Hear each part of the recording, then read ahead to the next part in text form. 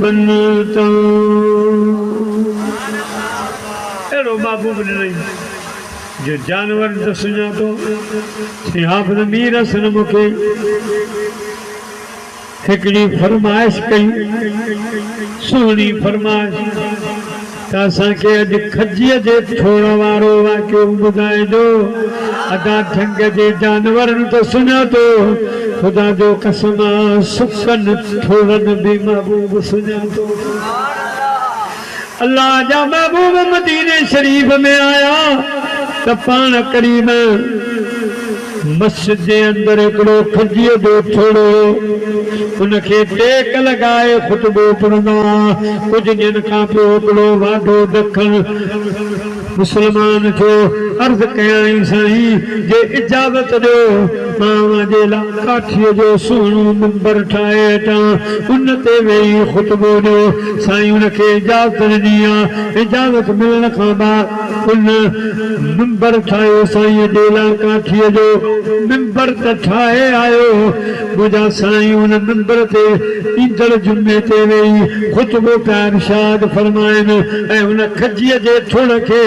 ॿाहिरि कढराए मस्जिद जे दरवाज़े जे साइड में रखराए छॾियो हेॾा साईं खुतबो शुरू कयो आहे हुन खजीअ जे थोड़ महबूब जी जुदाईअ में रोअण शुरू कयो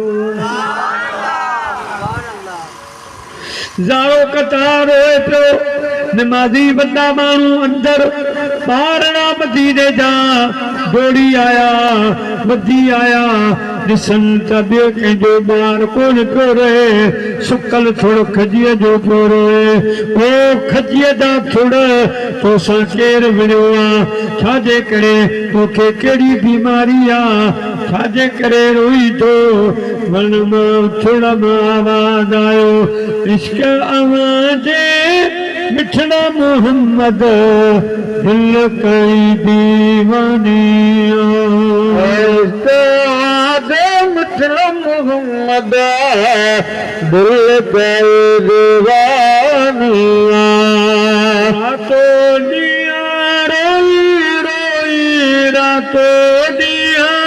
रोई रोई माण्हू चवल मस्तानी इश्क़ आवाज़ मिठड़ा मोहम्मद दिल कई दीवानी रात रही पो लावे लोरी दिल खसे में दोरी दोरी रात रही पो लावे लोरी दिल खसे में जोरी जोरी किया कयामा दिल पर तोरी किया कयामा दिल पर तोरी हाणे जीअण जंगल जानी आवाज़ मिठड़ा मोहम्मद दिल कई दीवानी मुसलमान भाइरो कुछ गारू ॾेई पियो रोए जोर जोर सां पियो रहे ॿार हुनखे माठारण जी कोशिशि पिया कनि पर मुंहिंजा प्यारा दोस्तो जीअं अखियूं रोक में रोअण खां तीअं अखियूं रोंदियूं रहियूं जीअं अखियूं रोक में रोअण खां तीअं अखियूं रोंदियूं रहियूं वॾ फुड़े वांगे प्रिय जे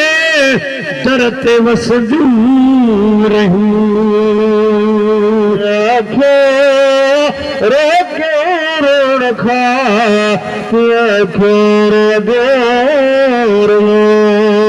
मूं चयो अखड़ियूं चाया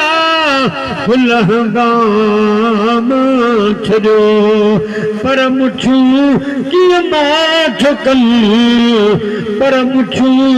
कीअं माठ कनि जेके सूर में सड़दियूं रहियूं जीअं अखियूं रोक में रोअण खां तीअं अखियूं रोंदियूं रहियूं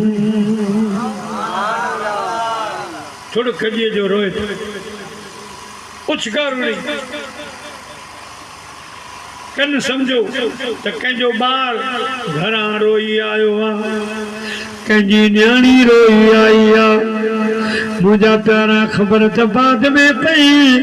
त को इश्क जो सतायल पियो रहे। मुंहिंजी दर्द वंदी दिल रो न घणो जेहो अचनि नथा तप मां छा कयां। कई कास दकांग नियाप मुखम जेहो बुझनी नथा तप मां छा कयां। बेवस त उठनि ॿार छॾिया असां यार जे वसे इख़्तियार छॾिया। घरंदो थो वञी पंहिंजी गणतनि में अॼु मुरो कॾहिं नथा तप मां छा कयां। कहिड़ा हाजी सफ़र जा हाल थिया सजणनि खे ॾिठे कंहिंसां थिया। सजणनि खे ॾिठे कंहिंसां थिया। नकी दम थो वञे नकी गम थो वञे भई खुटनी नथा